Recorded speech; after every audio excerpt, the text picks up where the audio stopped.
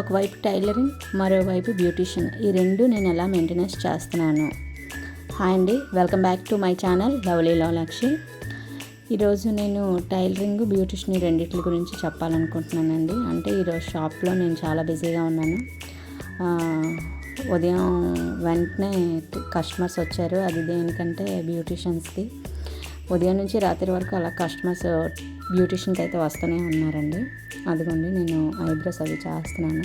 అంటే నేను అన్ని క్లిప్స్ ఇక్కడ యాడ్ చేయలేనండి. కొంతమంది కస్టమర్స్ ఫేషియల్స్ అవి పెట్టడానికి ఇష్టపడరు. ఎవరైతే పెట్టుకో అక్క అని చెప్తారో వాళ్ళవే నేను పెట్టుకుంటానండి. ఓకే, ఇక్కడ దాకా ఇదండి. అయితే ఇప్పుడు నేను ఒకవైపు టైలరింగ్, ఒకవైపు బ్యూటీషియన్ అనేది ఏంటంటే కస్టమర్ అనేది ఎప్పుడు వస్తే నేను అప్పుడు వాళ్ళకి అవైలబుల్లోనే ఉంటానండి. టైలరింగ్ తర్వాతే చూస్తాను, ముందు బ్యూటీషియనే ఇచ్చేస్తాను. అది ఎంత టైం అవని నేను ఆ కస్టమర్కి టైం ప్రకారం మొత్తం చేయడానికి ట్రై చేస్తాను. అయితే ఇక్కడ బ్యూటీషియన్ అనేది ఏంటంటే టైం టు టైం, అంటే నేను ఇంట్లో వర్క్ అంతా ఫినిష్ చేసుకొని వచ్చిన తర్వాత ఇంకా నేను 10:30, 11కి స్టార్ట్ అయ్యాను అనుకోండి. నైట్ 9:30 వరకు నేను షాప్లోనే ఉంటానండి. మధ్యలో ఒక టైం మట్టుకు గ్యాప్ ఇస్తాను, అది 3:30 ఏంటంటే నేను పిల్లల్ని స్కూల్ నుంచి తీసుకొస్తానండి.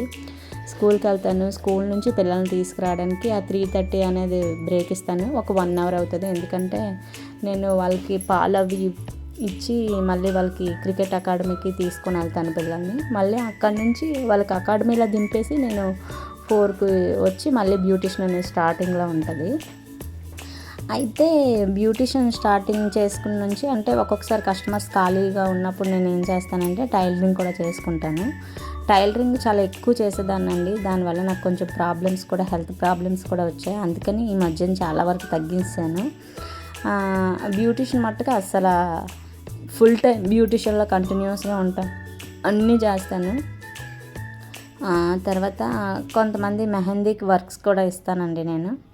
ఆ కస్టమరు ఇప్పుడు వేరే కస్టమర్కి కూడా చేస్తున్నాను, చూసారా. అంటే ఉదయం నుంచి కొంతమంది కస్టమర్స్కే కదా మనము అంటే వాళ్ళ ఫొటోస్ అవి తీయడానికి ఒప్పుకుంటారు. అలాంటి వాళ్ళవే తీసానండి. ఇంకా వద్దు అన్న వాళ్ళవి నేను తీయను. ఇప్పుడు నేను టైలరింగ్ చేస్తున్నానండి.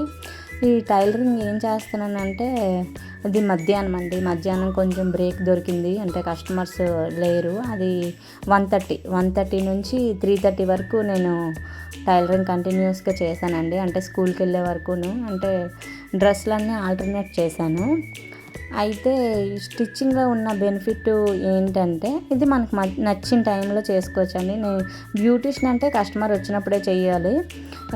టైలరింగ్ అనేది ఏంటంటే మనం ఎప్పుడు ఖాళీ దొరికినా చేసుకోవచ్చు. ఇది నా ఓన్ కాబట్టి నేను నాకు నచ్చిన టైంలో వర్క్ అంతా ఫినిష్ చేసుకొని కస్టమర్స్వి చేస్తాను, నావి కూడా టైలరింగ్ చేసుకుంటానండి. అయితే ఇప్పుడు మట్టుగా ఇవన్నీ నావే చేస్తున్నానండి, ఆల్టర్నేట్ చేస్తున్నాను. డ్రెస్సులన్నీ కొంచెం సైజ్ ఫిట్ చేసుకుంటున్నానండి. ఈ టైలరింగ్ ఎక్కువ చేస్తే నాకు బ్యాక్ పెయిన్ అది వచ్చేసేదండి. అందుకే నేను తగ్గించాను. ఒక 1.5 ఇయర్ తగ్గించాను, కుట్టడమే మానేశాను పూర్తిగా. అప్పుడప్పుడే కుట్టేదాన్ని. కొంతమంది కస్టమర్స్ ఇంకా వాళ్ళకి నా దగ్గర తప్పితే సెట్ అవ్వదు కదా, అలాంటి వాళ్ళవే ఇచ్చేసాను. ఇంకా ఎక్కువైతే బట్టలు కుట్టడమే మానేశానండి. అయితే ఈ టైలరింగ్ చేయడం వల్ల బెనిఫిట్ ఏమైనా ఉంది అంటే బెనిఫిట్టేనండి. ఇంట్లో ఉండి కూడా మనం డబ్బులు సంపాదించుకోవచ్చు. తర్వాత టైలరింగ్ అనేది ఎక్కువ చేసిన ప్రాబ్లమ్స్ కూడా వస్తాయండి. అందుకే నేను ఏం చేస్తానంటే ఈక్వల్గా మెయింటైన్ చేసుకుంటాను.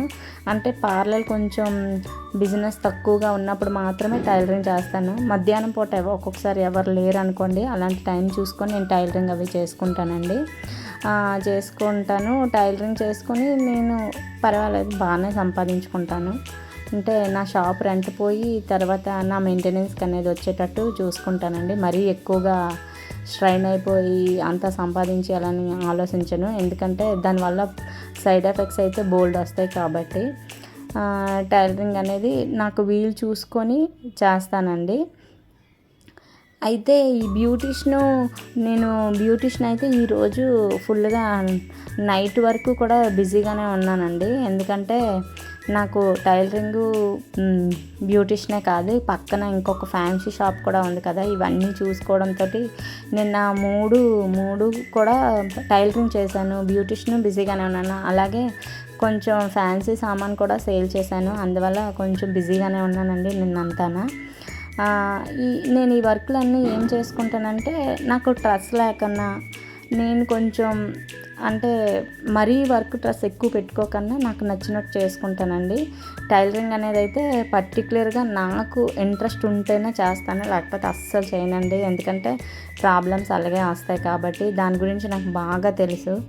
అందుకని నాకు అవైలబుల్ టైం చూసుకొని, నేను అదే కాకుండా నాకు ఫ్యామిలీ కూడా ఉంది, 2 పిల్లలు ఉన్నారు, హస్బెండ్ ఉన్నారు. ముందు నేను వాళ్ళు చేసిన తర్వాత ఈ వర్క్లు అవన్నీ ఇచ్చేస్తాను. ఈ టైమింగ్స్ అన్నీ సెట్ చేసుకొని పిల్లలకి చూసుకుంటాను, ఇటువైపు హస్బెండ్, ఇటువైపు వర్క్స్ ఇలా చేసుకుంటానండి. ఇక్కడ వరకు నా ఛానల్ చూశారు కదా.